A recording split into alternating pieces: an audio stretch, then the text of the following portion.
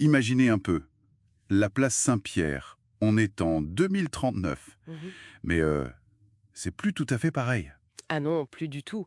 Fini la prière, place aux écrans géants, aux slogans politiques. Oui, c'est l'image choc d'un roman de fiction spéculative qu'on explore un peu aujourd'hui, à partir de quelques extraits. Et il y a cette phrase, dès le début, Il resta un feu, et Pierre ne chancela pas. oui, ça pose l'ambiance. Carrément, ça donne envie de savoir ce qui se trame, hein. Tout à fait.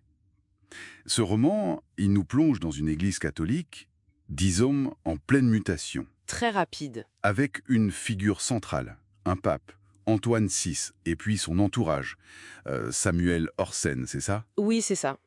Eux, ils poussent pour une modernisation accélérée. Le style même du pape change, costume blanc, moderne. Et l'intérieur du Vatican aussi, apparemment, des salles de réunion froides, presque sans symbole religieux. Un côté très... Oui, très épuré, voire corporatiste. Ça en dit long sur l'orientation prise. On sent bien cette volonté de coller à l'époque, quoi, de s'adapter. Il parle d'adaptation liturgique flexible, de nouveaux textes. L'idée affichée, c'est doter les barrières inutiles, rendre l'Église plus accessible peut-être. Sauf que, ça coince, forcément.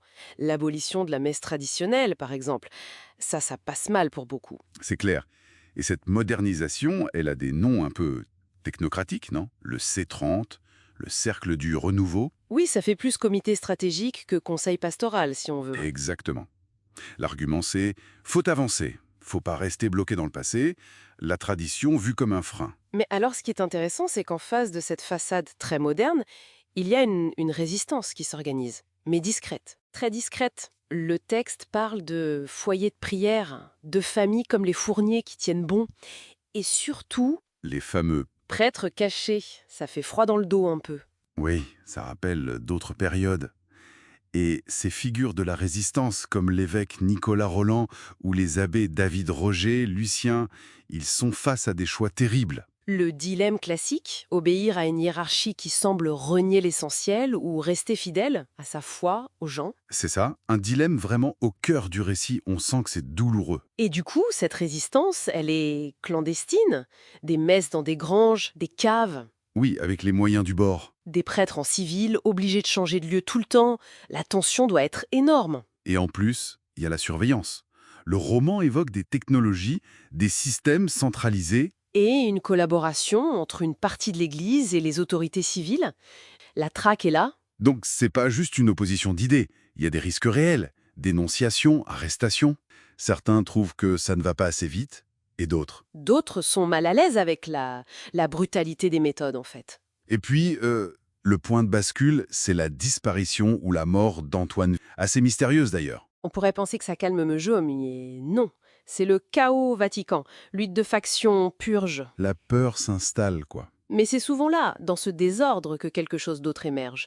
Le roman suggère une église souterraine qui s'organise. Avec des réseaux, comme celui d'André Fournier, des actes forts aussi.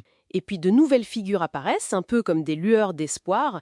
Une braise sous la cendre, comme le dit le texte. Exactement. Donc, pour résumer un peu, sans tout révéler bien sûr, ce roman nous met face à des tensions hyper fortes. La foi contre une modernité qui bouscule tout. La résistance cachée. La survie de quelque chose d'ancien dans un futur qui nous parle quand même. Oui, c'est ça qui est fort, je trouve. Ça pose des questions hyper importantes sur l'autorité, la liberté, la tradition, la technologie, mais sans nous donner les réponses. Ça nous fait réfléchir. Et peut-être qu'on peut laisser les gens avec cette question justement, face à ce monde qui change si vite, qui parfois efface le passé. Qu'est-ce qui fait qu'une flamme, une conviction profonde, arrive à traverser le temps? Qu'est-ce qui reste, au fond, quand tout semble disparaître?